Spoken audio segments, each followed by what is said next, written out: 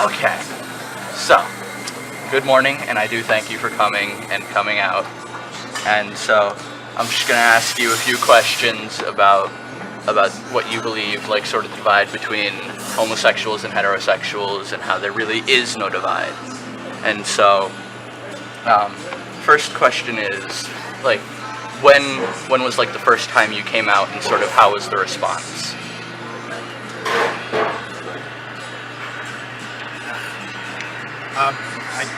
I can't remember. I don't know. It was so long ago. But I also know I was very guarded up until my mid-20s.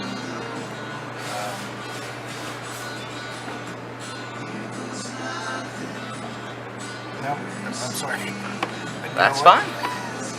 I never officially came out. I was too scared. It just morphed. It just happened. It just sort of came about. Yeah. Okay. And so, next question is, do you believe that people will hold stereotypes about homosexuals? Yes. I echo that. Not nearly as bad as it was 40 years ago. It was pretty intense back then. But now I think it's, especially in Connecticut, I think it's more accepted. And so, would you believe that there is really anything harmful about those stereotypes? There's always harm in stereotypes. Right. People have their set ideas, and even if it's just plain black and white in front of their face, you're still going to believe it because it's something they've been taught very young, and it's been repeated over and over and over again. So we are upstanding members of not only the gay community, but the Hartford community. We are good citizens, and yeah, but I don't know. We always have fingers pointed at us for one reason or another. Ad? Okay. I'm not sure if Philip is looking for yes or no. I know. Okay. Yeah. I'm just looking for a response. And so, do you feel that you are treated differently at work or perhaps any other place because you are gay?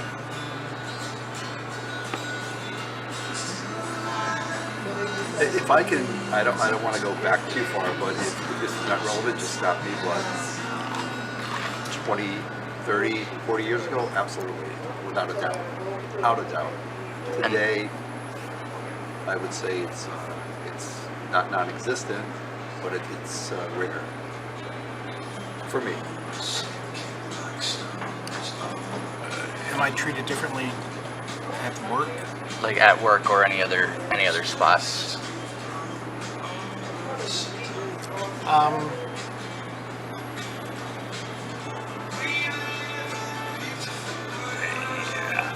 I'm not evading the question. I'm not evading an answer. Right. It's just that I've been out for so long that people know that Paul and I have been together Right. for a long time that it just seems self-evident to me. My sister tells me a cute little story of my niece when she was very, very young. She asked if Uncle Mark and Uncle Paul were brothers. Because, they live together and they're friends. So the concept wasn't there, but she was very accepting, and I think she was 3 or 4 at the time. So. Right. So that sort of brings out the idea that no human is born with the hate in them. It's just sort of taught to them, as you said before. My sister and her husband brought her up right, so that's probably the reason. Right. Okay. So the question you both sort of pointed out was was there a time where you were sort of closeted or not open about your sexuality? I was. It was horrific. It was horrific when I first tried to come out. It was not an easy process, and it was scary as hell. And I have stories if you want to hear, but it was scary. Right. And if I may ask, why were you scared? Yeah, at the time I worked in a factory, and it was just, they were made fun of, gays and lesbians were ridiculed, put down, laughed at, jokes made, So to go to a bar in the area I lived, I would park my car about 7 blocks away in the middle of summer, put a big parka on, and hide myself until I got to the bar. And I always had this alibi, this story. If anybody saw me, I was doing a paper for college. Yeah, it was pretty scary. Okay. Do you look back and think that that was reasonable?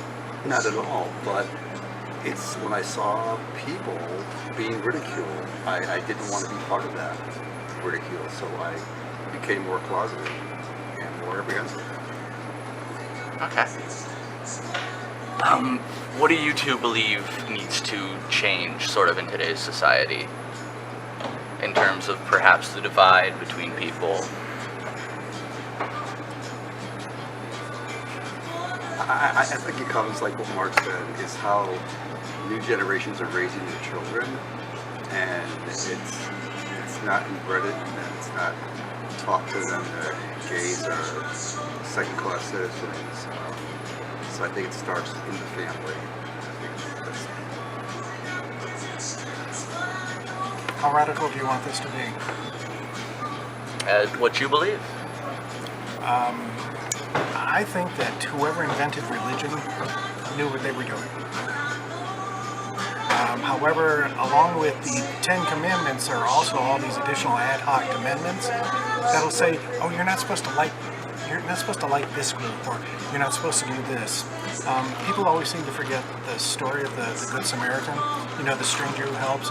The backstory is that Samaritans were second-class citizens, and the simple fact that the Samaritan stopped to help someone, meaning the backstory is that Samaritan was putting probably at that time, their life in danger by helping someone. Why do people think that? Why would people treat people like that? But class system and caste systems are endemic with all the human race out of all of history. Nothing's going to change. So Right. you just have to sort of prove yourself. If I can tag off of that too, the church I belong to now is Roman Catholic, but it's also Free Sisters Friars, and they welcome the gay community openly, and they actually have a dedicated day each month for the gay community after Mass. So that's something I never thought would come through. So to see that gives me hope that it's heading in the right direction.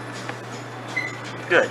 So, like, if you could tell someone in my generation or my age, sort of to help them through maybe the troubling time of coming out and sort of dealing with their sexuality, what would you tell them? Stand up for yourself.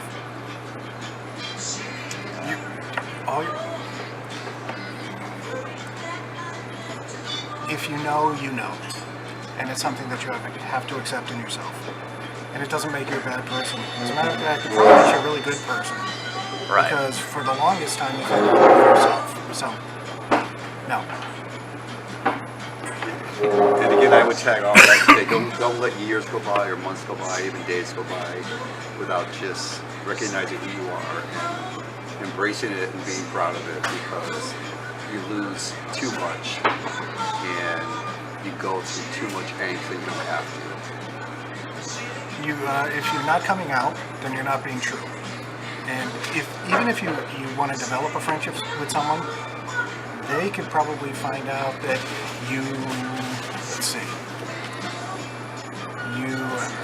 are affiliated with a different political organization than they are, or that you don't want to get married, or any number of things, and you're cheating people out of finding out who you are and how good you are. So. Right. Okay. And so the obvious question I would like to ask is, like, how do you two feel about each other? Like, in terms of your relationship, in terms of, like, everything, really.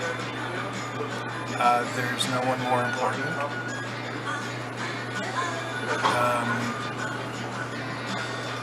One of us is not kissy face, huggy bear, and the other one is over the top. So maybe somewhere there's a balance, there's a middle, but the love and respect is always there. Yeah, again, that's echo what he said, going on 33 years together, and been through rallies and different things for gay rights, and been ridiculed at those events by the opposition, if you will. And we just stand tall. It's amazing. Yeah, I love it. We celebrate anniversaries like anybody else. We get together with family like anybody else. We have our heroes inside and outside the community. So. Right, like everyone does. Yeah. And so, one final question, if I may. Are you two married? Yes. Yes. Married in 2003 in Vancouver. What's the date? July 28th. Okay, and then we renewed our vows at our 30th. It was September 15th, 2015. We celebrate a couple of anniversaries. One is our actual marriage, and the other is the day that we met. So up until the time we got married, which was 2003, we would celebrate a different day. That was the day we met. So, And so, leading off of that, how did you two, like, get engaged, if I may? go ahead. What? Nobody got on their knee. No, we just... Here. All right, so I'll tell the story so it's as factual as possible. We had, in 2003, we had, just by coincidence, had planned a trip to Vancouver, British Columbia. And that summer, the Canadian Supreme Court had made their decision about same-sex marriage. And I'm not poo-pooing it. It was not a goal of mine. But Paul wanted to get married, and I went, okay, that's fine. So, no big deal. So when we went to Vancouver, well, before we did, we contacted a marriage commissioner, which is the Justice of the Peace in Canada. Made arrangements to meet. We had to get a couple of witnesses. We had to get two witnesses. One happened to be a member of the concierge staff at the hotel, and the other was the marriage commissioner's husband. And it was very small. The hotel where we stayed at gave us a private dining room. We had the ceremony right there. A lot of other little stories involved with that too. We had to go out and get a marriage license before we actually had the ceremony. We only got the marriage license maybe 2 hours before the ceremony. Not a big deal. There were no blood tests. There's nothing like that. Right. We were told to get the marriage license at a particular address. We were thinking it was going to be some old Canadian provincial building, city hall kind of thing. It happened to be a glass skyscraper in Vancouver, and we had to go to a bank to get the marriage license.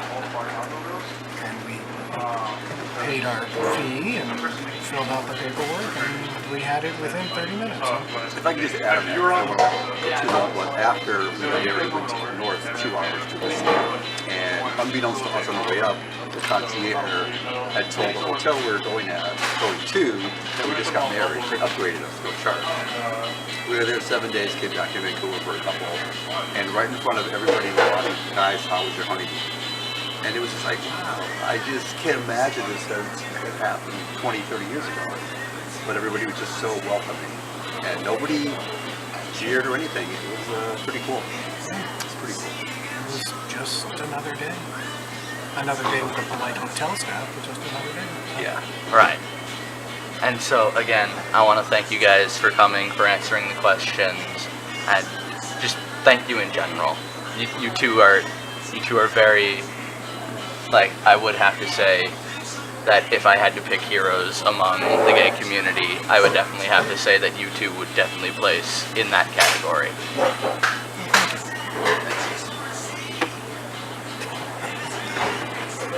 Thank you.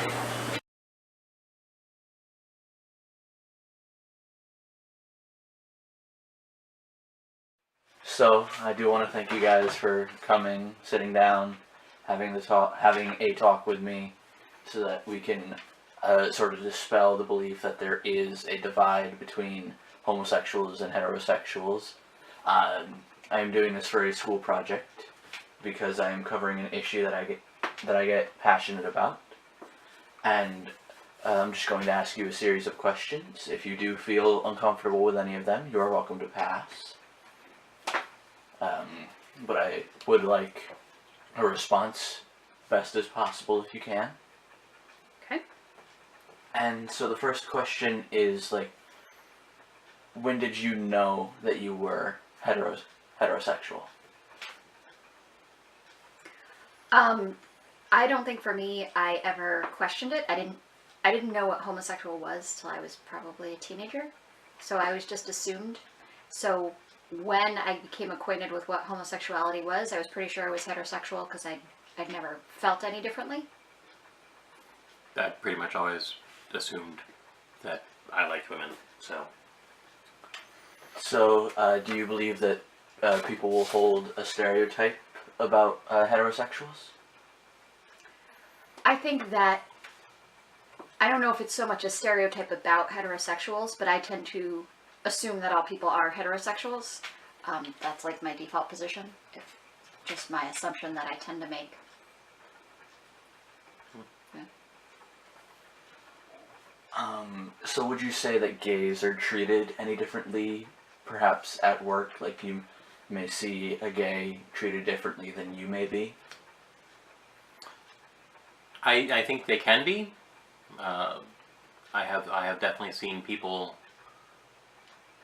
treated differently due to their orientation. Yeah, I think workplaces are starting to get better about that because it is the law that can't happen. So I think that when you work, right now I work at a very large company and they have policies about it so that doesn't happen. So from a company standpoint, I don't think it happens. I certainly think it still happens in terms of personal interaction at work. Right. You know, people still say things that aren't appropriate. Yeah. Yeah. Right. So what do you believe needs to change so that really other people will see that there is no divide? I think it's getting better. I have a lot of hope for your generation. When I grew up, you didn't see any positive stereotype of anyone who was not heterosexual, cisgendered. And I think that is starting to change. I think that there are champions out there who are coming forward and being honest about who they are, about their gender, about their sexuality, and we're starting to see in mainstream culture, in things like movies and TV shows and video games, more and more characters who are real people who represent a broader swath of humanity than were represented when I was a kid. So I think that those are all positive changes. Definitely. I remember thinking at one point in time as a kid that somebody got outed as gay, and I was like, well, that's the end of their career. They were an actor. I forget who it was, but they got outed as gay, and it was like, well, that's the end of their career, and now it's like, eh. Yeah, when I was growing up, it was an epithet. You called somebody gay. Oh, that's gay. And it was an insult. And I think that is, I hope that's starting to change. I think people at least know enough now to say, that's not appropriate, it's not an insult. It was a punchline a lot of times. And it was, when I was a kid, when I started to become aware of what homosexuality was, portrayals of them were as dangerous. You know, like, if they talked to you, you might become homosexual, and that was so scary, you know, and they were like the boogeymen. So if you had to tell someone my age or in my generation, and sort of help them through dealing with their sexuality, whatever it may be, what would you tell them? One, I would say pretty much that it's okay to be who you are, love who you love, because at the end of the day, you know, if you love somebody, you should be able to be with them. It's not... I think it's not as much a big deal now than it was when we were younger.